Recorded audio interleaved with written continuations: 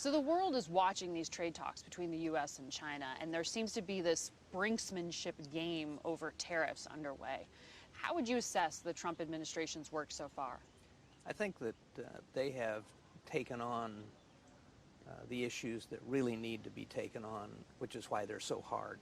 You know, the trade imbalance is one thing, but the real problem is the structural imbalance in the way the two countries work with each other economically. So the Chinese place restrictions on joint ventures, on foreign investment, on they require turnover of technology by companies that want to do business in China.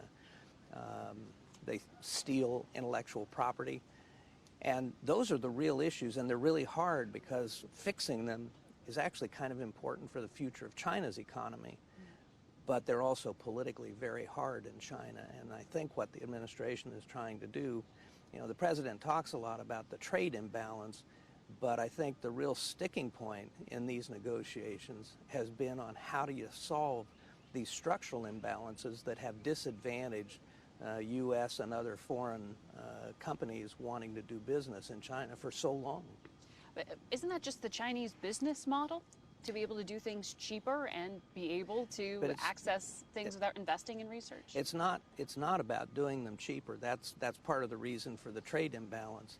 But it's an unfair set of rules. A columnist not too long ago, a couple of years ago, said, you know, our approach to China ought to be, we think your restrictions on foreign investment and so on are so good, we're going to adopt them all. And I think what the U.S. has to demand is reciprocity. We need a level playing field, and if they can do it cheaper, that's one thing, but cheating is a different thing, and that's really what we're talking about here. Many different administrations have said economic policy relates to national security, and particularly on China. You know, the Secretary of State has accused them of using their business model to basically advantage their military and intelligence arms. China has a strategic plan to expand its influence economically with this Belt and Road initiative.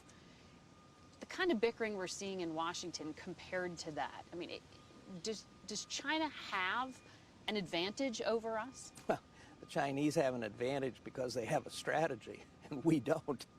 I mean, they really, whether it's China 2025 in terms of advancing their technologies like quantum computing and artificial intelligence and robotics and stuff, or where they want to be economically in 2030, they have set goals. They have a strategy for achieving those goals.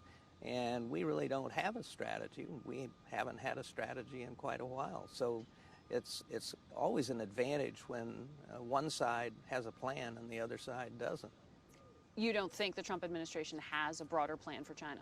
I don't think basically that recent U.S. administrations have had a strategy for how to deal with China long term. Why? It's very difficult. You know, in Washington, I always like to say that long-term planning is a week from Thursday. Washington is so consumed all the time by the issue of the moment that it's very difficult to get senior people to set aside the time to think about where do we want to be in 5 years with this country or that country, or in terms of some of our own objectives. And I think the military does that in part because planning they have the resources to do planning, but a lot of their weapons systems and so on require 10, 15, 20 years looking out to see how things are going to develop. But the military can't do this on its own. It needs to be basically a whole of government strategy. That's what the National Security Council and its staff is supposed to do in terms of bringing together all of the elements of the government to figure out where we want to be. But recent administrations, I think, have not been able to do that very well.